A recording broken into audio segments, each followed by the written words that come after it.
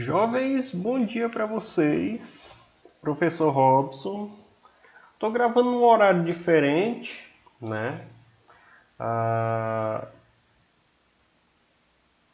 É engraçado porque antes do imprensado da segunda-feira, né? Antes do feriado, eu já sabia dessa aula, mas recebi tanta visita e eu totalmente me desliguei, né, dessa história assim de aula, de escola, não sei o quê. Quando foi na quinta-feira eu já nem lembrava, né? Então eu nem chamei a atenção de vocês e também peço até desculpas por causa disso, mas eu já tinha falado antes, né, que nós teríamos essa aula agora dia 20, né? E é uma aula completa, tá, gente? Não é simplesmente uma aula, não é um PIA, né? Que é um trabalho ali específico, fora de sala de aula, né? Pessoal, o que a gente vai trabalhar, né? Não sei se vocês se lembram, na quinta-feira eu falei isso para vocês, de que nós iríamos fazer 2 tipos de avaliações, né, numa data só, e que a gente tentaria ao máximo ver o máximo de conteúdo, né? De conteúdo. Sendo assim, nós já tínhamos visto o imperativo, né? O modo imperativo aí, encerrado o assunto verbo. Já encerramos, né? Nós já encerramos o assunto verbo.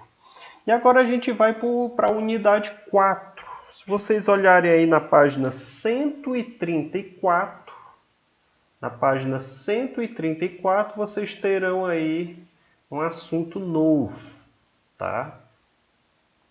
Eu vou abrir um Word aqui como se eu tivesse um quadro aqui para vocês. Aí eu vou digitando e vocês vão me acompanhando, tá?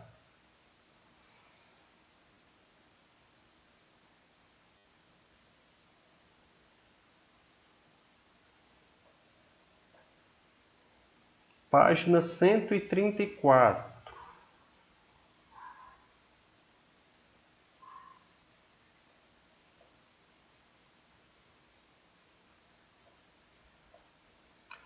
Na página 134, tá, gente? Vocês já começam a ver um assunto um tanto diferente, né? Curioso. Página 134. Um assunto um tanto curioso, né? Você vê aí 2 tocadores de viola, você vê uma multidão ali ao redor.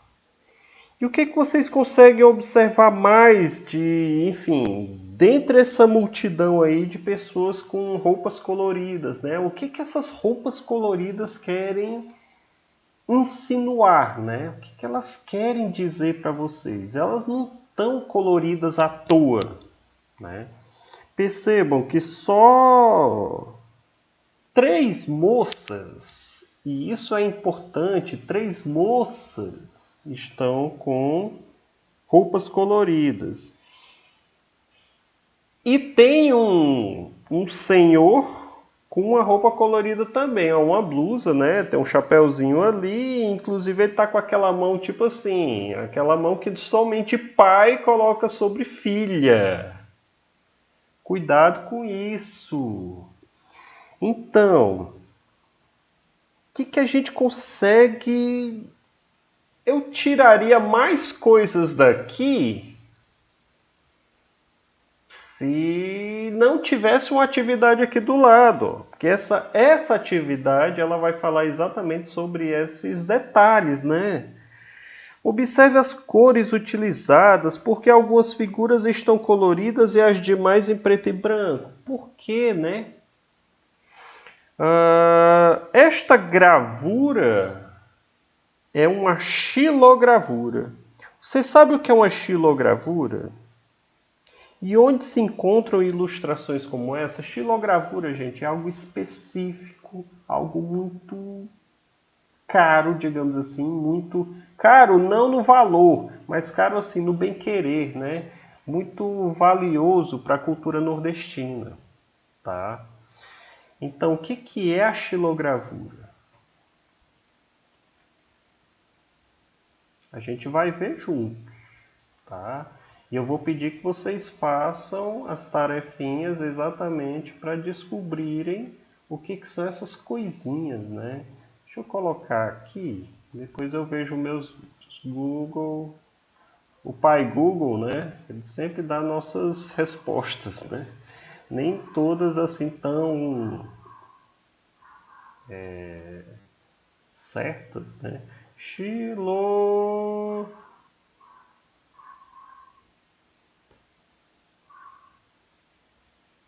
Ó, já aparece, ó, xilogravura.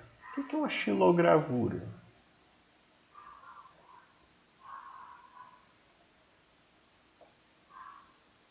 Xilogravura é uma técnica de impressão muito antiga, que consiste numa gravura na qual se utiliza uma madeira como matriz. Você pega a madeira, normalmente é uma tabuazinha assim curta, né, pequenininha e fina, normalmente fina, não passa de 2 dedos não, tá? Possibilitando a reprodução da imagem gravada sobre papel ou outro suporte adequado. Normalmente é uma imagem já feita em papel, você passa para aquela madeira através do quê? Através de um... Qual é o nome daquilo, meu Deus? Ó, tem até a imagem aqui, ó.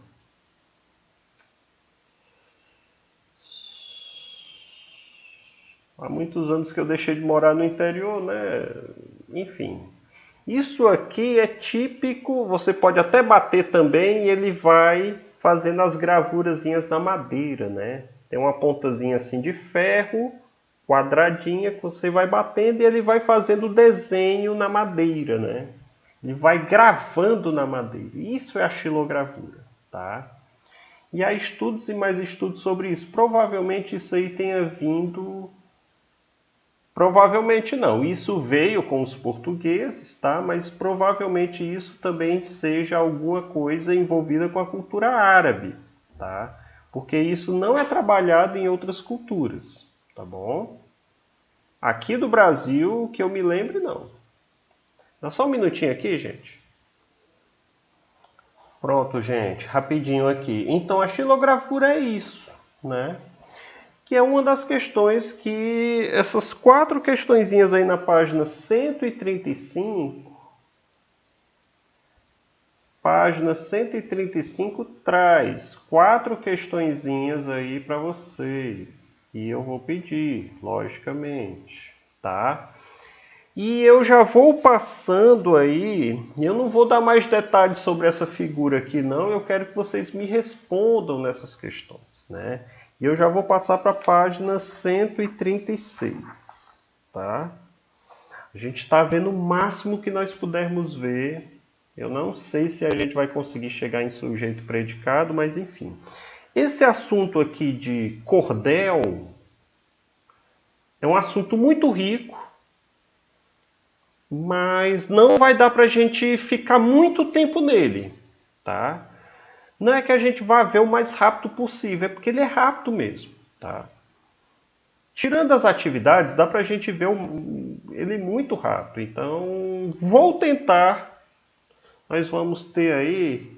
Porque eu imaginava, tá, gente? Eu imaginava, sendo bem sincero, eu imaginava que nós fôssemos até lá o dia 24 de dezembro, alguma coisa desse tipo. Mas não, nós teremos um período muito curto. Já estamos no dia 20 e nós só vamos até o dia 10. Nós temos 3 semanas ainda de aula somente, né? Então nós vamos ter aí uma semana de avaliação. Vou ver se eu divido aí aula e avaliação.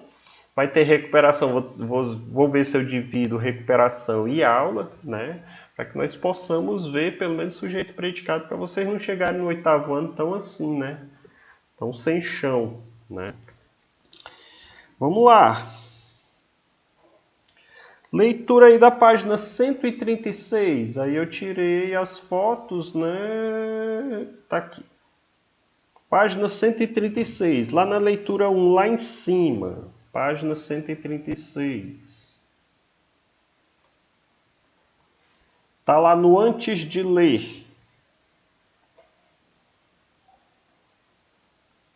Antes de ler, aí ele diz o seguinte, não é o texto em si, tá?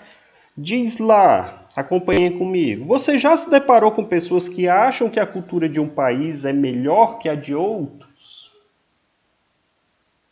Bolsominion, né, gente? Ave Maria. O Bolsominion é o exemplo maior, porque o Bolsominion acha que a cultura dos Estados Unidos é a cultura suprema, né? Eu nunca vi um patriota desejar tanta cultura de um outro país. Esse é o patriota, né? Eles se dizem patriotas, meu Deus do céu. A cultura brasileira, gente, é uma cultura riquíssima. E uma cultura tão variada, né? Que existem pronúncias mais corretas e superiores a outras. Nossa, aqui a gente encontra demais, demais. Aqui mesmo no Ceará. E quando você vai para o Sudeste, você encontra demais. Porque a nossa fala cearense, ela é uma fala de vogais muito abertas, né? Vogais muito abertas e a gente não fala tão apressado quanto eles. Então eles acham, e eles dizem isso, que nós falamos cantando. É isso que eles falam. Nós falamos cantando, porque nós falamos as vogais muito abertas e a gente fala, entre aspas, pausadamente, porque a gente fala devagar. Né? A gente não fala tão rápido quanto eles. Porque eles falam assim, eles vão falando com você e de repente você está olhando aqui o texto, aí lá no antes de ler você diz, você já se reparou com as pessoas que acham que a cultura... Percebem? Eles falam rápido assim. E em outros estados aqui próximos ao nosso, como por exemplo Rio Grande do Norte, Paraíba, Alagoas, eles ainda falam o di, o bom dia, o tia, né? Inclusive nós cearenses, muitos de nós recriminamos esse tipo de sotaque que eu acho belíssimo, belíssimo mesmo. E não é uma questão somente de você procurar abraçar a minoria, não é isso, tá? Se houvesse, e isso não há, e eu já falei isso várias vezes, bem umas 3 vezes, se houvesse uma pronúncia correta da língua portuguesa e as outras fossem incorretas, digamos assim, se houvesse uma pronúncia correta, um sotaque correto, esse sotaque correto, adivinha de onde seria? A Paraíba, Rio Grande do Norte, Alagoas. Tá? Porque lá do latim, passando inclusive até nas línguas germânicas, no caso o inglês, o alemão, eles falam esse D, esse dia, esse tia. O D e o T deles é exatamente dessa forma. Tá? Não há pronúncia correta. Se nós nos comunicamos e nós nos entendemos, nós falamos a mesma língua. Tá? Com sotaques variados, porque o nosso país tem várias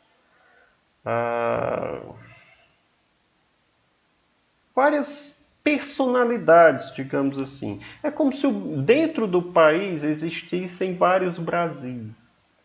Né?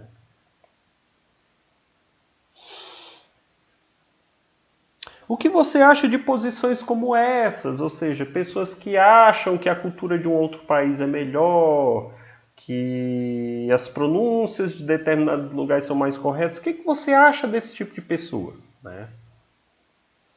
Converse com os colegas a respeito, justificando as opiniões. Eu quero que vocês respondam isso aí também. Né? Na leitura oral brasileira, na literatura oral, desculpa, encontramos histórias em que os personagens vivem muitas peripécias. O que é a peripécia, hein, professor? Peripécia. Isso vem lá da cultura grega, tá, gente? Peripécias são 2 palavrinhas da cultura grega, tá? Peripécia é a reviravolta. O peri é o voltar para si mesmo, ou simplesmente você virar, né? É você ir para um determinado caminho na história e de repente você vira. É aquele bonzinho, você acha que é bonzinho na história, o cara é bonzinho e tal, de repente ele se torna o vilão.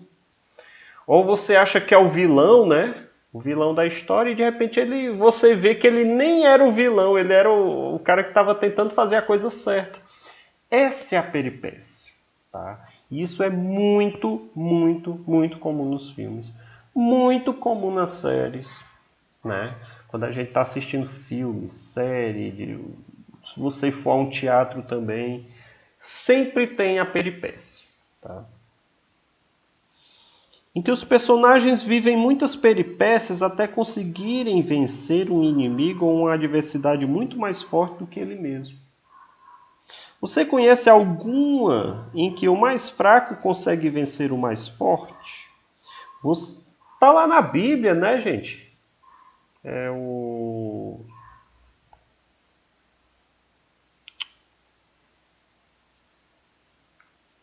Aquele lá que joga pedra, né? Mata o gigante, enfim. Você acha que essas histórias têm algo a ver com a nossa realidade? Apresente suas razões à turma. Vou pensar se eu passo essa questão para vocês, tá? Deixa eu ver com quantos minutos já estamos, aí a gente vai para a leitura. 16 minutos. Vamos dar uma pausa aqui e aí a gente vai para a leitura.